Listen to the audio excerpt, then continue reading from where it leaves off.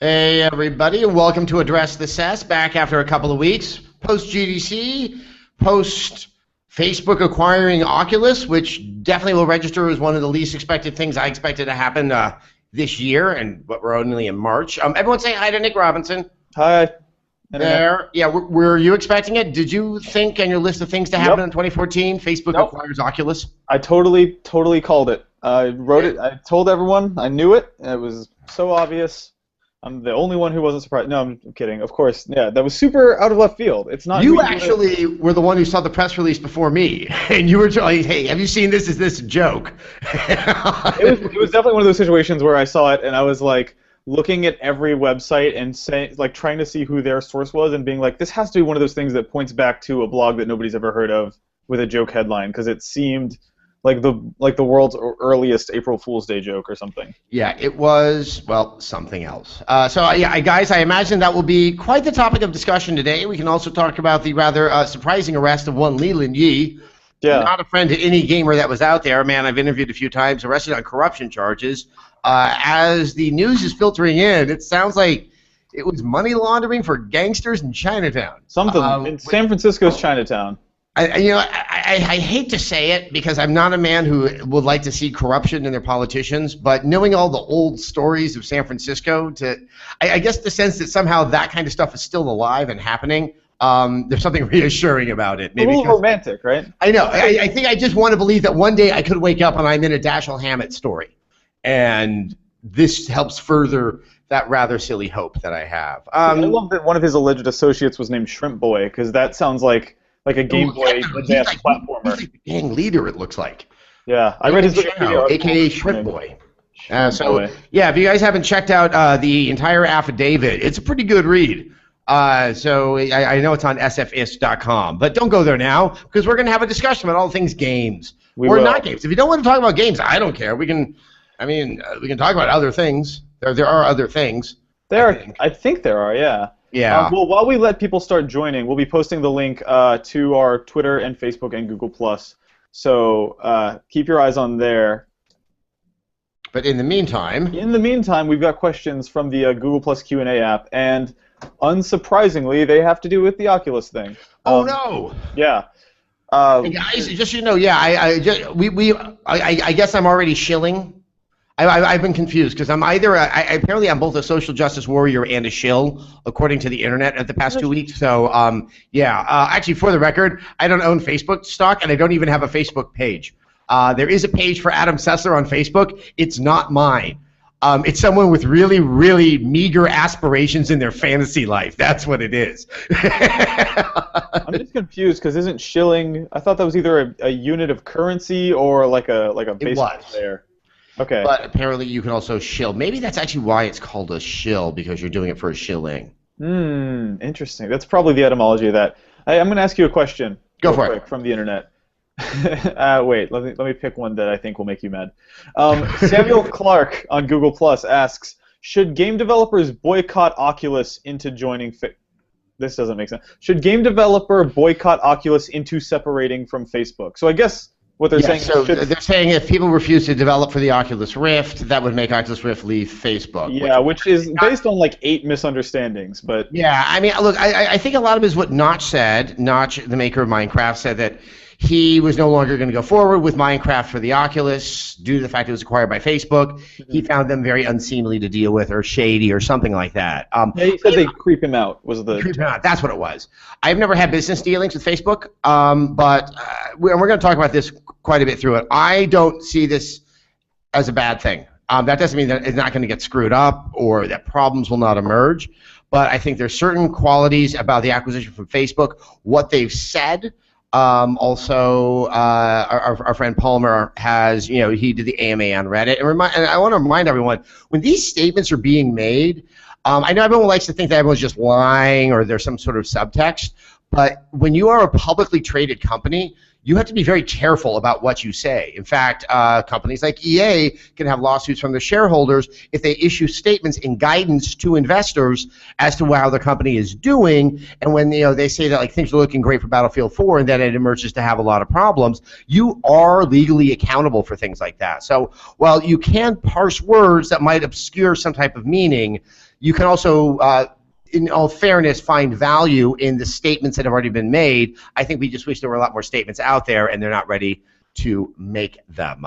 So the reason why I think there's a lot of good here is Facebook doesn't seem to care as much. I think it's because, oh my God, I just blanked on the name. Who's the famous guy that owns Facebook? Palmer Luckey, right? No. Oh, Mark Zuckerberg. Yeah. Mark Zuckerberg. Sorry, I almost said Jesse Eisenberg. Jesse Eisenberg. That Zuckerberg, because he owns such a large chunk of the shares, doesn't have to be as attentive to the needs of the shareholders, which allows them to make purchases such as Nick. Where'd you go? Such purchases as Oculus, even though I think for a lot of investors they may not see that as the safest and wisest way to put $2 billion. That they can sit and let this technology develop. They can fund it in a way that Oculus never was going to with all the VC capital that was coming in. And that we might actually get a product that is going to be superior to what Oculus would have been had it not been there. Now, if it had gone to a Microsoft, if it had gone to a lot of other video game companies or just other retailers, say like an Amazon, their accountability to their shareholders would have pretty much mandated that they get the thing to market as quickly as possible so they can start showing a return on the investment. And that could have meant a lesser quality product that was not going to find traction with an audience and could also spell some real trouble for what I think is a very exciting medium, which is VR. Like I said before, Facebook could completely screw it up. I don't think by virtue of being Facebook, it mandates that it's going to screw it up any more so than I think Microsoft would have, or many other companies out there. I assume this will be a point of great discussion and debate, but there was my opening statement. Thank you, Nick. Cool. Well, can you still see and hear me, by the way? Yeah, I can still see and hear you. Excellent. Well, we've already got some guests who All right. May or may not have opinions on video game things. Let's talk to our friend Andy down here. Andy. Hi, Andy. Ooh. You're very overmodulated. You sound like just you're all bass. You may need to back away from your microphone. Now, it's a laptop. Still really distorted. Yeah, we'll give you some. We'll give you. I'll give you a minute to sort out the technical difficulties. Okay, there. sounds good. Let's bring someone else on in. Cool. Let's talk to Trevor. Trevor. Oh, unmute yourself. There we go. Hi, Trevor. Always want to do that. Hey guys, how you doing? Doing Hey. well. Where are you reaching us from? Sioux Falls, South Dakota. All right. How is it in Sioux Falls right now? It's actually warm for the first time in 6 months. Congratulations. I know that things have been less than warm for quite some time in that part of the country. So First temperature above 60 degrees in like 6 months or something like that. Ugh. well, congratulations. I'm sad that this is bringing you indoors and you should be running around like naked as a jaybird celebrating like- spring. There's like 40-mile-an-hour winds outside, so it's still Okay. like, cold. Fly a kite. There you go. Yeah, fly a kite. Fly a kite. Anyway, so what's on your mind, Trevor? What did you make of Facebook acquiring Oculus?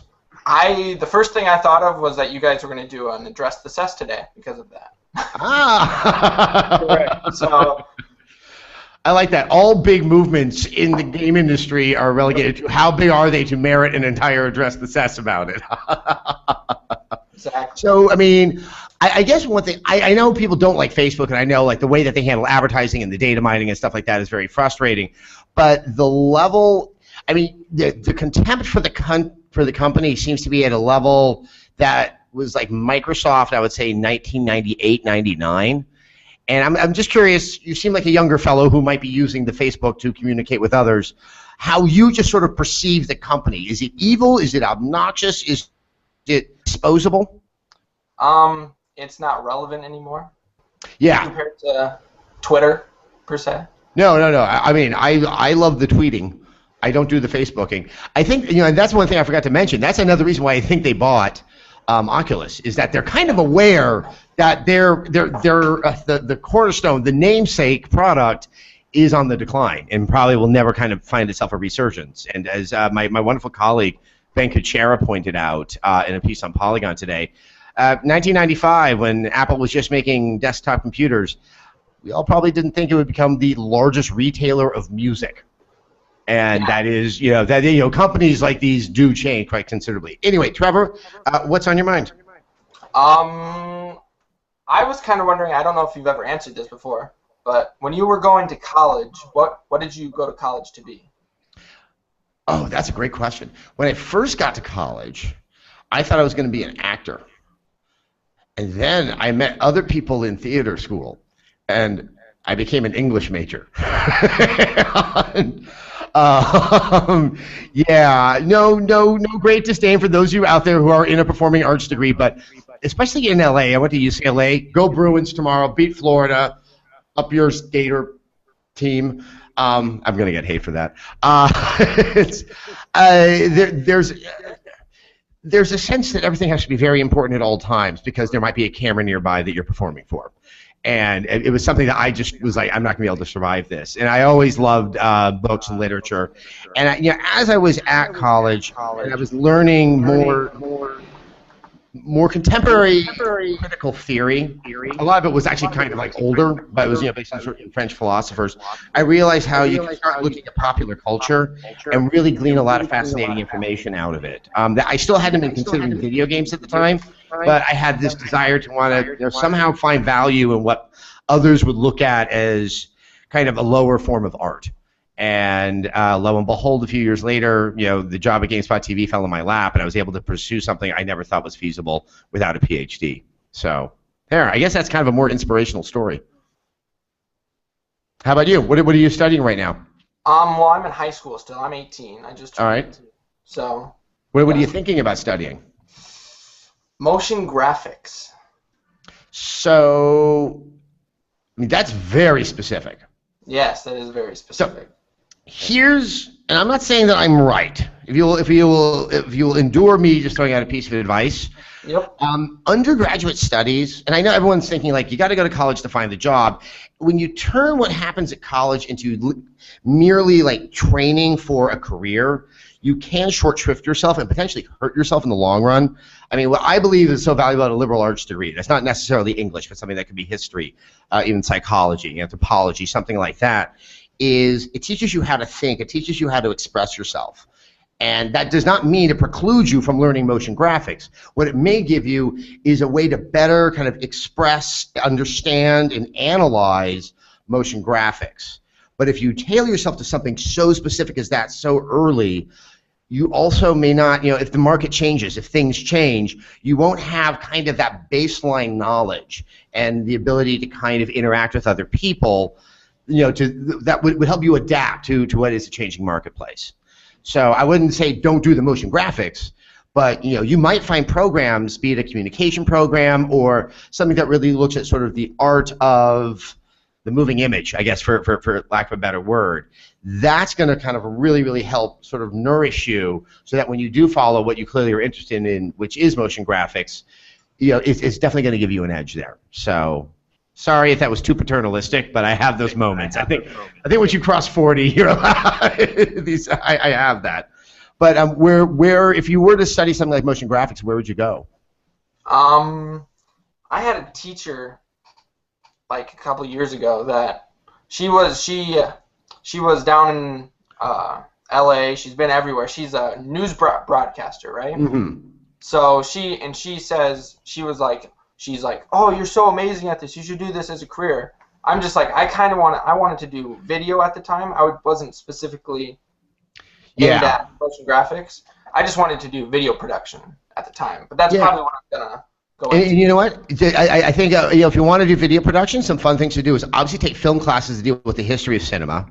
You can probably do art history, which is probably one of the hardest things you can take on. But now you have a better understanding of all of sort of the visual depiction throughout the ages. There is ways that can obviously broaden your the way that you approach video production rather than just learning how to light a set, how what kind of camera to use. Those are all incredibly important, but it's great to understand the whys. And when you understand the whys, then you can kind of manipulate those rules, and it just sort of works in your favor. So. So there you go, Trevor. Hopefully, forgive me, everybody else. I hope that was vaguely useful. Nick, was that too much? No, not at all. Giving life tips. We got another Google Plus question on here. Okay. So don't know how to read this. ESM on Google Plus asks, do you agree with Molyneux that we are in a, quote, indie golden age? Do you believe that the recent popularity of indie games has a staying power, or do you see it as a passing fad? I think we're definitely in a golden age. I wouldn't say it's a fad. I think what becomes a little concerning is how much is going to be co-opted. If you go look at the big indie movie and music explosion of the 90s, which I grew up through, it was very, very exciting in the beginning because you really felt like everyone was being an upstart and they were just breaking every rule of what was supposed to be fiscally successful. And then it turned out to be successful. You know, Pulp Fiction being one of the key examples of that.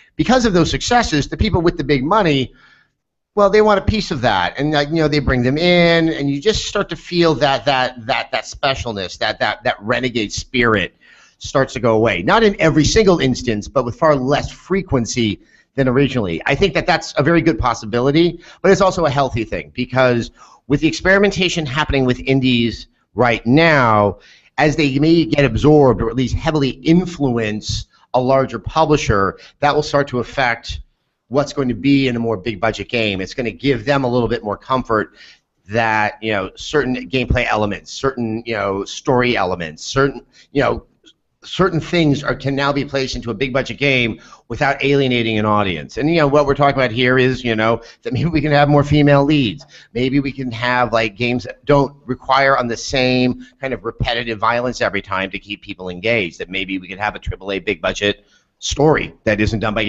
David Cage. You know, that's really kind of how it's healthy. So yes, I think we are in a golden age. I do think 20 years from now, if we refer to an indie game, we will be referring to a game that we can't envision. So it's kind of exciting to think about what the future is going to bring, but definitely indulge what's happening now, because what's happening now will probably only happen now for a little while longer. Alrighty, let's talk to David. Let me see if I can summon David up from within the... Summon David. Can you guys hear me? Yes, I tell you, like, Nick summoned David and he's going to attack Trevor. And then it'll be like a Japanese RPG. And Trevor will stick me out and I'll bonk you on the head. And nothing, it will be like, God, that was so good. Can you believe Ares died? Adam, I feel like you use the word bonk more than most people I know. I don't know why. It's just something I've noticed. Well, it's a funny word. I hung out with a lot of comedians when I was younger, and one of the key things they taught me is hard endings to words like "ka" are just inherently funnier, and bonk is just perfect.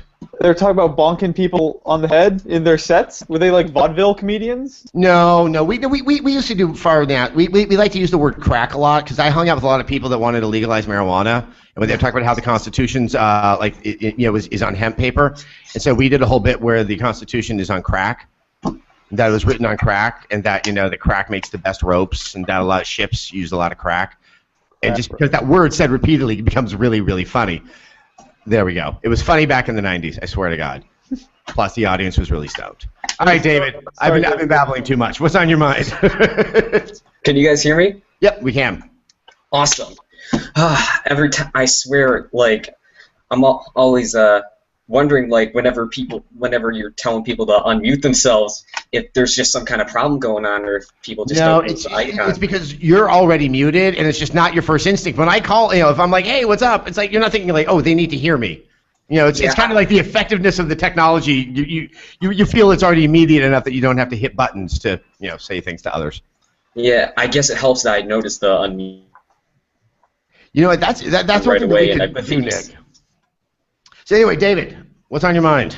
Well, I've got news for you. I am not here to talk about Facebook or corrupt politicians or anything like that. So. Oh my God! What are you going to talk about? Like casserole recipes? There's nothing else going on in the world. Actually, I just wanted to talk to you about Infamous. Go for it. Did this game ever justify its existence to you? Because I watched your review and you seemed pretty disappointed in it. And like you, I am a very big fan of this series, but I was never like, oh man, I need another Infamous right after Infamous 2. Actually, I definitely didn't feel like I needed another Infamous after Infamous 1. I'm not a big fan of a game every 2 years. I'm kind of like, you have to go away for me to start missing you. Yeah, I guess that makes sense, but Infamous 1 also kind of had like that big cliffhanger ending, and actually I didn't play Infamous 1 until like the holiday season before the second game came out. Okay. So you kind of did those almost back to back, which I think, and I think that kind of highlights where my issues were with Second Son. But yeah, I really liked the first Infamous, and back then that kind of like very free motion as you roam around the city and like that kind of traversal in what was a fairly large space was such a compelling gameplay hook that I think it was easier to not see that there wasn't as much going on in terms of the design of the combat and all of those scenarios. I think that became more evident with 2, and I think by Second Son, especially after all of the Assassin's Creeds that have come out, all these other open world games where you can have these really, really fun combat systems, but it's almost like they just the game stops at that point and doesn't find interesting ways to challenge you with it. It's just, here's this assortment of enemies that will get increasingly hard, and they're only going to get hard because they have to take that much more damage. I want to see combat design and events happening in games with the same level of care that you would get out of a very directed linear game, like a BioShock Infinite or Last of Us. Yeah, I guess that makes sense. Though actually, Infamous 2 is probably like my favorite. Really? Like, I really loved it. I just thought like the leap between that game, the first game, and the second one in that short amount of time was like really profound. There was so much happening in that second one. I think my biggest beef with the second one is, remember it had like the user-generated missions? Yeah, actually, those aren't in Second Son, are they? No, and that's a great thing. I'm really messy in my real life, but I get really anal when I'm playing games, and what I hate is I like to clean up the map. So if there's mission things that are on the map, I like to get them off and have a clean map. But in the case of Infamous 2, because they were just, they were sort of brought on as people were making them, there was always just all this crap on my map, and it got me really, really anxious and stressed out. I guess it's a double-edged sword. Yeah. A strong stance against map crap. David, have you played Second Son? No, because I don't have a PS4, and I don't plan on getting one for quite a while. Yeah, and I would say, you know what, it'll probably be a lot cheaper to play Second Son when you get one. I gave it a 3, and of course, Sony fanboys and NeoGAF and all that stuff. I don't know when they decided to anoint themselves the defender of Sony for all things. But my 3 is, I didn't hate the game. I played it, and I played it without like yelling at it. It just was not. It was so much fun in the beginning, and I thought it was going to go somewhere with what it was doing, and it was like, yeah, it started to just.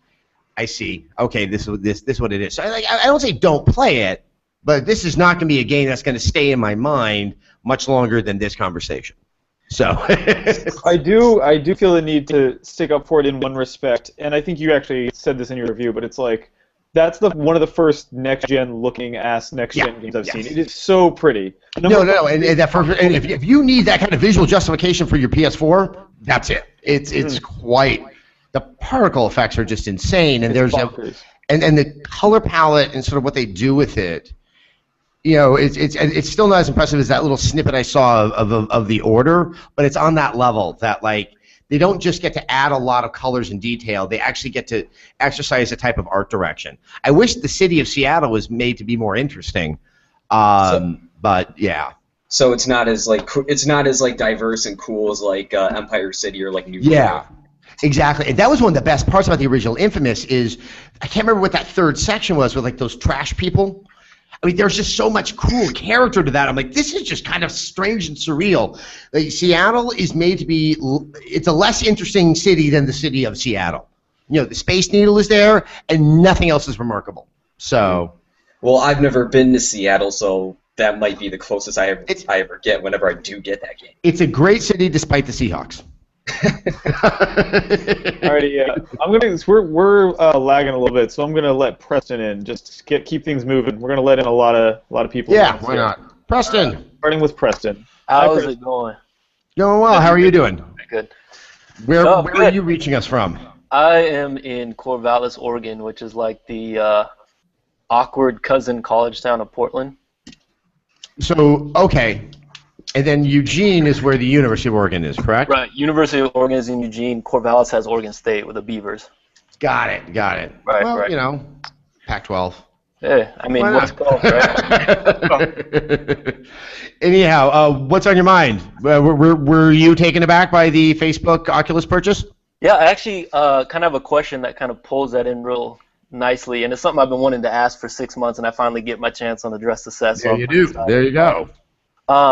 Like as a consumer, we see a lot of situations where our voice is heard either by game developers or platforms or whatnot, like the ending with Mass Effect 3, SimCity's online, offline, the DRM stuff with Xbox One, and now we have some feelings towards the Oculus Rift.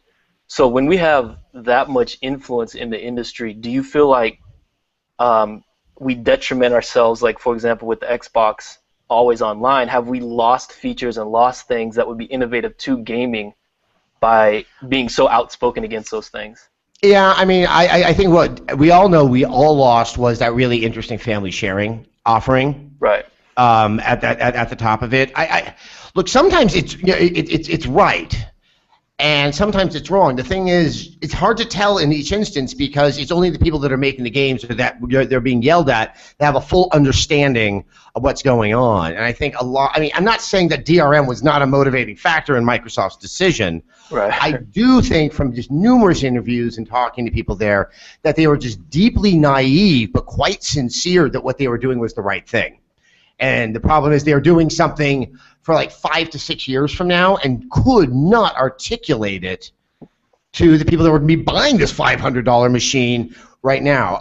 Mass Effect, I've been very clear about that one. Yeah. So relevant to sort of the Facebook Oculus thing, I think what I find more kind of disappointing and just kind of what I think is the knee-jerk outcry is that there is nothing that has been stated or has already been demonstrated by the acquisition of Oculus that seems to be making Oculus go off track. That, at the very least with the Xbox One DRM, okay, you have to be always online. Okay, we have a fact that we can rally around, and for those that have crappy internet connections or no internet, they already know that there's a problem there if they were to pursue the purchase of an Xbox One. This is kind of based on sort of, I've been describing it as, we seem to get obsessed with these kind of real-life narratives that, Oculus was like a Joseph Campbell myth. It was like sort of came out of nowhere, it had a lot of challenges and adversity, and it was going to prove to the world. And like that, it doesn't happen. It's very expensive to make things, and someone came along with a lot of money to help fulfill that dream. And as I said earlier, I think probably a less annoying or obstructive to the correct development of it than some other companies. And, but because it's a large corporation and this was supposed to be the little guy that was going to throw the rock at Goliath's face, that suddenly that narrative got disrupted and people no longer sort of have an emotional control or that sense of investment through the story that everyone thought they were participating in with Oculus, that it kind of leaves people a little bit like sort of, okay, hold on, what's my connection to this? What's my emotional investment? And that's what fuels this rather, for lack of a better word, I think irrational. 6 months from now, we may have very rational reasons to think that this was a bad idea, but there's just nothing on the face of it right now because Facebook has not said that they're going to put their Facebook ads or it's only for Facebook in all of that. So, yes, that's where I think it can be bad. I think on a smaller scale, we have seen games that have been developed so carefully to the demands of the community that it undermines the integrity of the game design. There's a reason why we're not making games. There's a reason why other people are, and I think sometimes they become so beholden to community that they don't realize that they are the leaders and they are supposed to be possessed of greater wisdom. That's not to say they should ignore everyone, but they have to go back and be more confident in their own decisions and not worrying that they're trying to please the internet, which is unpleasable. And I think we see a lot of that in like Kickstarter campaign things where you have too many hands in the pot and it just becomes so convoluted that you don't have a direction of the game anymore. I guess the one thing that I was kind of surprised of that not said was like, I put this money and it wasn't for this. The whole point of Kickstarter is you don't have a fucking say. You just gave the money and you're not an investor. And I think this is kind of a wake-up call that Kickstarter, like I said, it's an emotional investment, but once again, they are not beholden to you. I mean, look, people can even run scams, but I think this is also the most successful Kickstarter campaign I've seen. The whole idea is to fund something to get it to the point that it can receive proper funding. And it did both from VC and then when it needed even more money from a company as massive as Facebook. So, yeah, and sometimes the stories with the happiest of endings are not going to be the happiest for the viewers.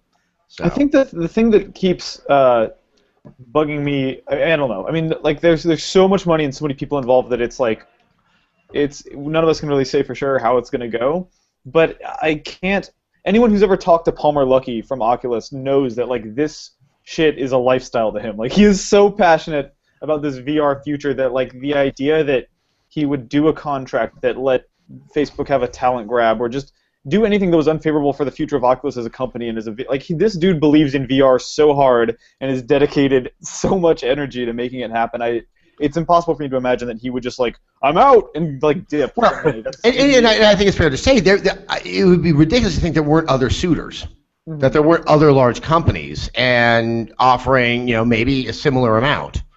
And there's a reason why you pick one over another. I mean, those are things that we'll probably never know, at least not from the horse's mouth, because of confidentiality and things like that. But maybe it's just I'm an odd optimist, and I'm going to throw the benefit of the doubt before, in most cases, before deciding that there's evil afoot.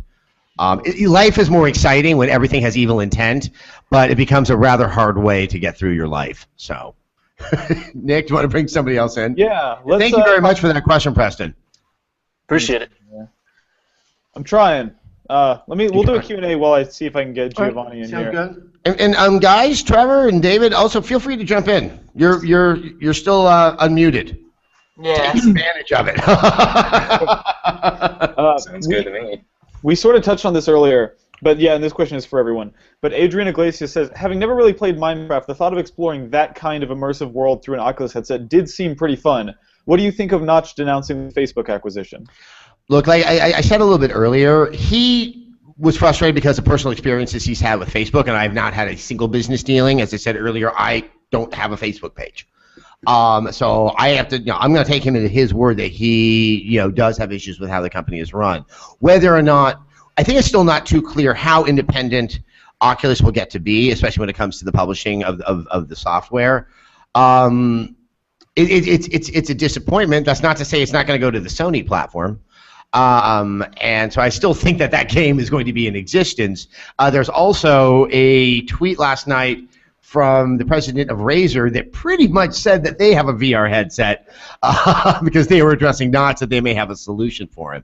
I think that what this brings to light is the bigger issue is not that we're not going to have Minecraft on Oculus. We're going to have Minecraft on other things. If we have too many of these headsets, this market could collapse before it even emerges. And it is how many different ways does a developer have to design a game for the different variances of these headsets? It's definitely a little worrisome. Alrighty, well, I think Giovanni is now in here. Hi, Giovanni. Giovanni? Hello, how you doing? Can you Doing hear all me? right. Where are you reaching us from? Looks like you're in a sound booth. I'm from Philadelphia, Pennsylvania.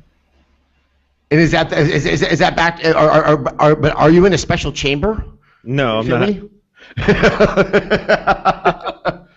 Well, cool. I know it's supposed to be a little bit colder out there on the East Coast right now, so you seem bundled up, even though you're indoors. Right. It's hot one day and then it's cold the next. It's ridiculous.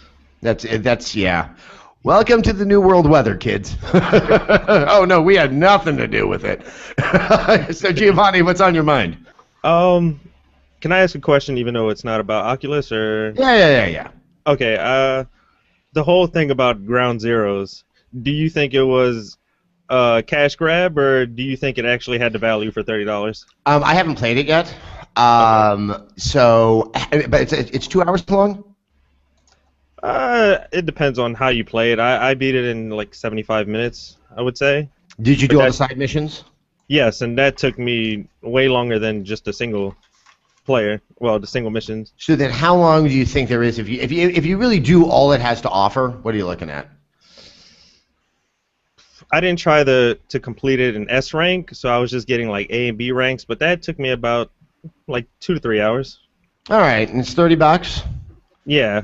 So you probably see me on stuff or something that I don't like to score games or evaluate games based upon like the it being a consumer product. I think it kind of denigrates the game. But what I am responding to is even as someone who doesn't have to pay for many of his games, that's a little like, there's an implication I think one gets from a certain price point that I wouldn't say it's a cash grab. I think we use that word a little bit too much. I do think it's promotional. And it's kind of like, well, I already made that investment on Ground Zero, so I'm probably going to go ahead and get 5. It doesn't, here, I'll put it to you this way. It strikes me as a little bit odd that Konami would do that, not thinking that they were going to get a fairly widespread reaction to it. That's kind of a strange one to me. I think if they put it out at $20, it'd be fine. But you said it was $30? Yeah, I got the PS4 version for $30, but I believe the PS3 and the Xbox 360 are $20. And then was there a retail version as well that was like $40? Or I know they adjusted the prices at kind of the last minute before it came out. It was just the same content with like that variance in price. Sorry guys, I was at GDC and reviewing Infamous, so I really do have kind of a big hole in my sphere of knowledge on this one. So, do you think it could have something to do with maybe they feel the value of 5 is greater than $60 and they want to spread it out over maybe the promotion with the other? Well, I think you're really onto something. I think they believe that. I could see that being discussed in the Konami boardroom. But Konami isn't always the most aware of their audience and sort of what's happening out there. That I could see that kind of thinking motivating it, though I think it's really kind of off base. This is like the first Fox Engine game we've seen, right? 4 was Fox Engine. Huh? 4 was Fox Engine. Am I wrong on that one? I think Fox Engine was announced between 4 and 5. Maybe I'm crazy, but I think Fox Engine was supposed to be like their built for next gen thing, and it was so many years ago. It feels like that it was announced, and it's just like maybe they had to get something out there with this tech that they've been putting a ton of money into. Yeah, let's see what the internet's telling us if we're right about the Fox Engine. Because I imagine people are screaming at us right now. Yeah. I mean, it could also be. Look, I hate to say it. It could also be that 5 costs a lot of money to make, and they're trying to kind of like get some return to get back into that game. I mean, is that fair? It's up to you, but it doesn't say the best things if you have a game with that, that kind of that modest, and you're putting it out there at a price point that makes an implication that there's something more. So. Yeah, I agree. Only problem I really had was a lot of review sites said they had a problem with the length, but even Kojima announced way before that it was going to be really short and to not really expect anything really long. Yeah. But then people still complained about it after. Complaining? For the internet? No. I mean, look, it also, the thing is, look, that particular franchise does engage, it creates an adoration and an obsession that, they can probably get away with selling $30. You've already spent the money, now you're crying about it. So games are a business. The one thing is, I don't think it's going to hurt sales of Metal Gear Solid 5. That I'm certain of. Like, there's not going to be so bad a hangover from this experience that, it's like the ones who threatened to unsubscribe from our channel and had yet to do it. The value proposition thing is interesting because I'm not normally the type of person who's like, this many hours is this many dollars, but like looking at comparable experiences to this, I remember, what was it? It was Dead Rising 2 or 3. There was Dead Rising 2. Case Zero? Yeah, exactly. Dead Rising Act Zero. That was like a $5 downloadable thing that came out like a month before Dead Rising that you could play. That was like a pretty complete, unique standalone content thing, and it was $5, and it was like, okay, I'll pay $5 for a thing that is like a demo but with unique content. This is a very different asking price than that for a thing that's like a similar there's a psychological shift, I think, after $20. After 1995, that's you're in the I don't feel like taking a risk. Whereas below that, that's where it'll be debatable between some people. Where you're like, okay, you know what? It may not be good, but I want to give it a try because I've been interested. Yeah. There's a sense of confidence after $20, I think. To be fair, Capcom, when making Dead Rising 2 Case West or Case Zero, did not have to pay Kiefer Sutherland, so that might be a factor. That's true. The hidden, sunken Kiefer Sutherland. Ooh, it's a tongue twister. The cost of that. We've got another guest in here. We've got Christian. Christian. Hey, what's up? Hey, where are you reaching us from? From Houston, Texas. All right. Houston, Texas. It's been a while since I've been in Houston. I'm in Dallas like every other week somehow. Oh, yeah. But Houston, there's just not as much game development out there. It's just, it's Austin and Dallas. I've never understood why. Anyway, Yeah. Christian, what's on your mind? Not much. I'm thinking about VR a lot. Also, I played Infamous 2. I enjoyed it. You mean Second Son? Yeah. I tried playing the first one years ago. I never got into it. Really, like, it just didn't hook me for some reason. Never. No, touched it. I mean, a lot of people, it was kind of a leave it or take it kind of game. Yeah. So.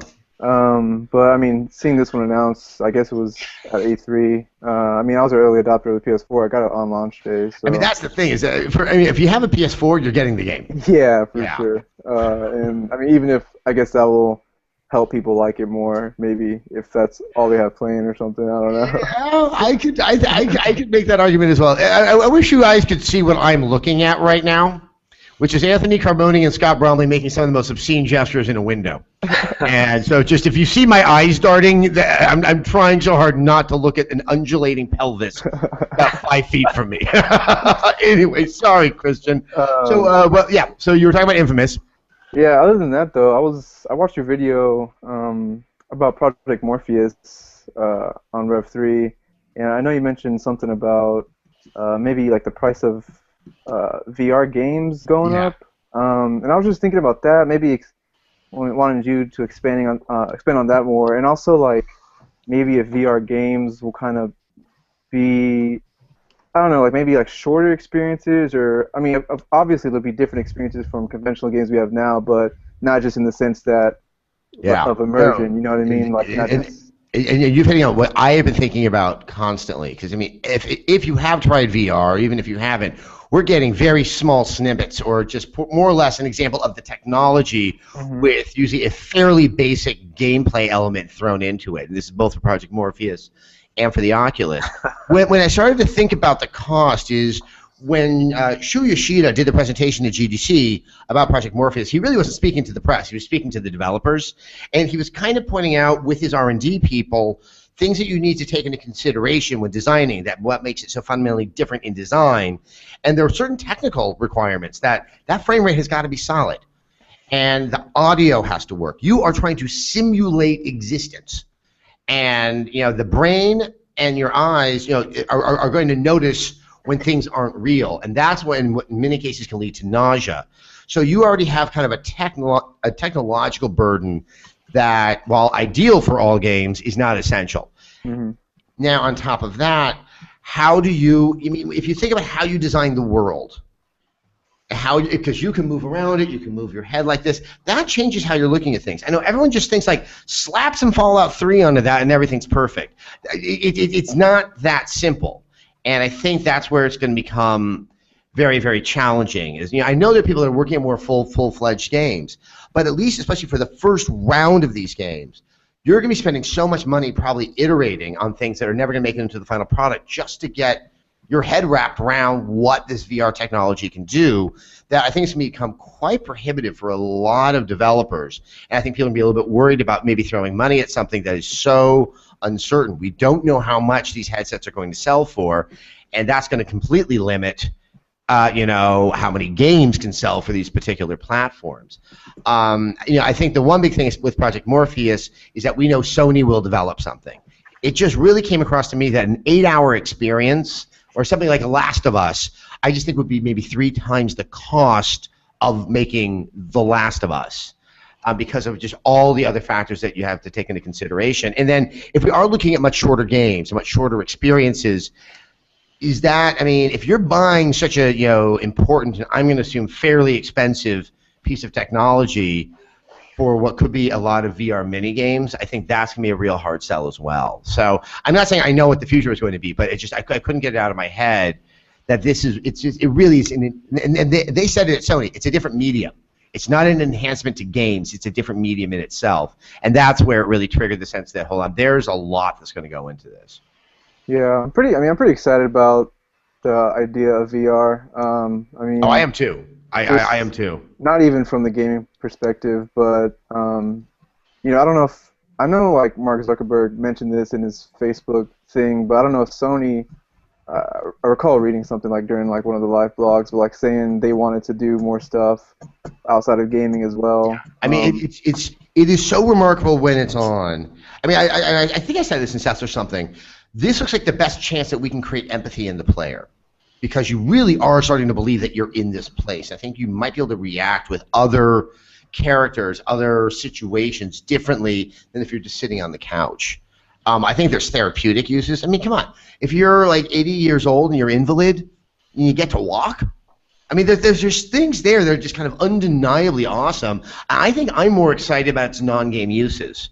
I think that's heretical to say. Maybe that's why I'm a shill. I can't remember. Oh, is that why I'm a social justice warrior? I always forget which one is which. I need a flow chart for all the names that I'm called. But, I mean, it's really... There really is something there, and I think during the course of GDC, I became so much more of a believer than I think before that I was an admirer, and that I think one of the issues, and Sony I think has intentions with this technology beyond just games as well, but because they're positioning it right against the PlayStation 4, I think that's going to maybe slow down those other applications. And yet another reason why I'm glad it's at a company like Facebook with the Oculus is Facebook doesn't say games. It just kind of says tech. And so I think as culturally inside the company, they might be more comfortable moving a little bit faster with some of the more experimental applications for VR technology. I think the Oculus Rift might, or the Project Morpheus might fit well with a game like Gone Home. Yeah. Where you kind of have a static environment. Oh, yeah. Well, but also because just to feel like you're more inside that house. Right. I mean, it would really enhance what is the overall appeal of that game. Yeah. But I think it kind of falls into that like 360 problem with the Kinect, where you have a very limited audience because it's not mandatory with your system, and that kind of hurts the sales and the development for the technology. No, and I think that's going to scare off some other developers as well. It's funny. I still think this is supposed to have shipped with the PlayStation 4. The invite to the reveal of the PS4 last year in February said, "Come see the future of video games." That was what the invite said. And I think it was like Zach Miner kind of made kind of what this has to do with the PlayStation Eye. And we got some responses from certain people who might know better, kind of saying that we were on to something. And I've never forgotten that. I mean, obviously this has been development longer than last February, but maybe Sony got a little scared off that if they introduced like the new tech along with the new console, it would confuse the message. So in one way, I think they made the right decision, but no, you're right. It's, if these things only sell 1 million to the 10 to 15 million PS4s that will be out there when it finally launches, that's not the best case for someone to make a game for it, other than Sony. So, real quick, I'm going to let in John. Hello, John. Hey there. John. Hi. Can you hear John, me? yes, I can. Okay. Where are you reaching us from? Houghton, Michigan. Houghton, Michigan. Far UP, yeah. All right. What's on your mind? VR? Yeah, well, I've a couple opinions on it. And so, like, with the Project Morpheus, do you think that the PlayStation could give the performance that you would need for a good simulation or for a VR experience? I actually do think so. And John, you bring up a good point. I do wonder what is going to be necessary. If you run a PC, assuming the PCs will run the Oculus, which I think is a fair thing to assume since that's what they're doing, like what is the graphics level? I mean, this sounds like you would need a very expensive PC, something that maybe commensurate with the PS4, if not more powerful. That starts to make the costs, once again, a little bit on the high side. But yeah, I mean, having worn the Morpheus and what I saw, once again, it was very, very crude. But I think there's enough stuff inside of the PlayStation 4 that it can make it work. I am curious, because you're going to need a seamless world. So can you have like something as high res as a Second Son Infamous, but it's as big a landscape and an environment as say a Fallout? At what point can it just not stream all of that data in fast enough as you're moving through the world? I mean, I'm not technically minded enough to have an answer for that. But no, you bring up a really, really good point that we may not get the big open world games with VR. We may get like NAC, where it's much smaller environments that you're playing in. And then the other thing was that with this acquisition by Facebook and all that, and everyone's so up in arms. But a lot of what I've heard, at least from a few people, is that their favorite demonstration with the Oculus was the movie theater program or app, where you could just sit in a virtual movie theater. I haven't seen that, but the thing I saw, the game was terrible, and by everyone's admission, it was really to show kind of how you could do third-person gameplay. It was like two guys fighting, it was the silly thing from Star Wars. You were actually controlling two virtual characters in a virtual 3D space. They're fighting, but the guy I was playing against had his character jump into my lap, and I was like, okay, that's awesome. Yeah, couch nights. Then I have to look down to actually see this thing that was in my lap. And it was just one of those aha moments where hold on, there's a lot of fun there. But to the movie theater point, I really don't know how much we need traditional games in virtual reality. Mm-hmm. My friend's game, Narcosis, I've only played a touch of it, but here you are in this submarine and you're underwater. I have never been in a submarine underwater except at Disneyland. And there was something so innately fascinating about that I never thought, oh my God, I need to be shooting something. I was just so damn happy to be exploring in an environment that fascinated me and just had mystery to it because it's not something that's readily available to all of us. Yeah. And I think that's where a lot of the promise is, and that we probably need to try not to overuse the word game, because it really is more of an experience, and there's something that it was just so satisfying because it just you believe you're there. It's so cool. So they might be right in thinking that it's not just for gamers, that this can expand to other mediums, and maybe that's why they decided to get it. I think so. Also, I mean, some of the stuff they said in the press release, when they started talking about sporting events, I think what's interesting is, imagine if you could actually do VR with live events, but that's going to require some new way of looking at cameras. Yeah, you'd need a lot of cameras. Yeah, or you get I don't know if any of you are reading Scott Snyder's Batman, but you get one of those orb things that just kind of can read the room. I mean, it's going to have to push some science fiction in some other areas of technology. But that's where it's hold on, that could be awesome. Or I can't afford a ticket to the Metropolitan Opera in New York, but I get to feel like I'm in a seat watching, Rosenkavalier or something Wagnerian or like that. I mean, there's a very, very broad audience for that, and I think that's where they see a lot of money. And as Scott Bromley was saying in our video that went up yesterday, they've been behind the curve on a lot of their acquisitions. This is one of the few times where they're hoping that they're way ahead of the curve because they don't expect this to really become mass appeal for quite a few years down the line. I think it's going to start with gamers, as most new techs do, and then really start to find a bigger and bigger audience. And yeah, they want to make money on it, and I think that there's some wisdom in how they're approaching it. Alrighty, well let's hear from our last guest, James. James, where's James? James. Hey James. Hello. Speak up for us. Oh, there we go. James, where are you reaching us from? Can you hear me okay? I'm from Ontario, Canada, just east of Toronto. Wow, we only have one Canadian. Am I coming in okay? Yeah, you're coming in just fine. Somehow it's crossing that border and coming into the U.S. So. I am not the greatest. Well, yeah, the video isn't awesome, but the audio is just fine, and that's what's most important. What's on your mind, James?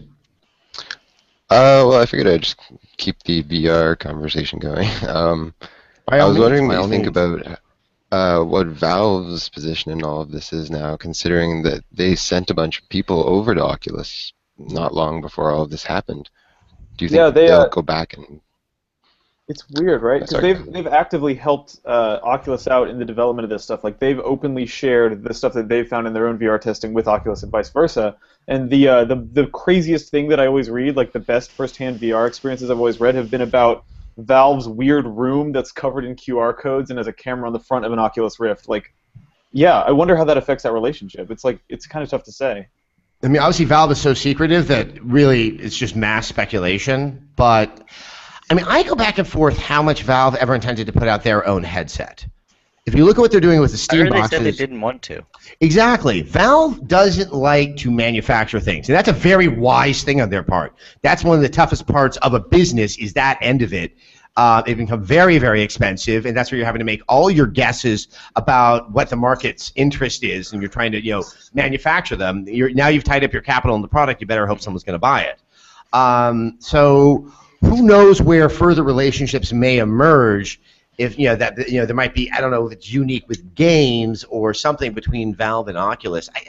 I wouldn't say, I don't think it complicates things. In classic Valve ways, it just makes it all the more fascinating and mysterious. But I bet that, look, they have to be fascinated by what's happening with virtual reality there, and it's hard not to think that someone doesn't have a prototype of some Portal-esque game that works in that, because that's one of the first games that springs to my mind that I could see working in a quite interesting way in virtual reality. And surely it's something that they want to tie together with their Steam boxes or Steam machines. That's an interesting point. If like they can start selling machines and they can say this is Oculus ready, that's a really big selling point. That's a really good point, John. Yeah.